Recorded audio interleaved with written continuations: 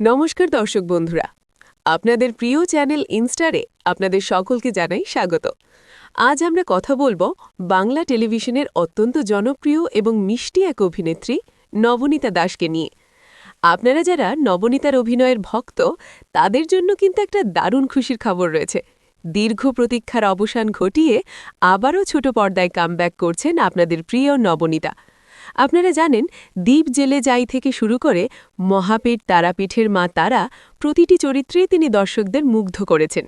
তবে মাঝে বেশ কিছুটা সময় তাকে পর্দায় নিয়মিত দেখা যাচ্ছিল না। ব্যক্তিগত জীবনের টানাপোড়েন আর নানা জল্পনা ছাপিয়ে নবনীতা আবারও ফিরছেন তার চেনা ছন্দে।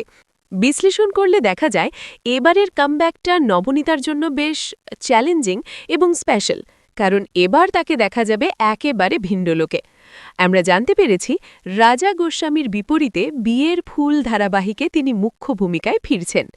এর আগে তাকে আমরা পৌরাণিক বা গম্ভীর চরিত্রে দেখলেও এবার সম্ভবত একটু অন্যরকম রোম্যান্টিক বা সামাজিক ড্রামায় তাকে দেখা যাবে।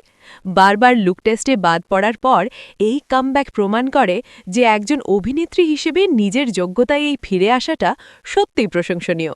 অভিনেত্রী নবনীতা দাসের এই নতুন জার্নি আর সিরিয়ালের ভেতরের আরও খুঁটিনাটি আপডেট জানতে আমাদের নজর রাখতে হবে পর্দার দিকে। আপনাদের কি মনে হয়, নবনীতা কি পারবেন আবারও আগের মতো টিআরপি তালিকার শীর্ষে জায়গা করে নিতে? কমেন্ট করে আমাদের অবশ্যই জানান। আমাদের এই বিশ্লেষণ যদি আপনাদের ভালো লেগে থাকে, তাহলে অবশ্যই আমাদের ইনস্টার চ্যানেলটি সাবস্ক্রাইব করুন এবং পাশে থাকা বেল আইকনটি প্রেস করে আমাদের সঙ্গে থাকুন।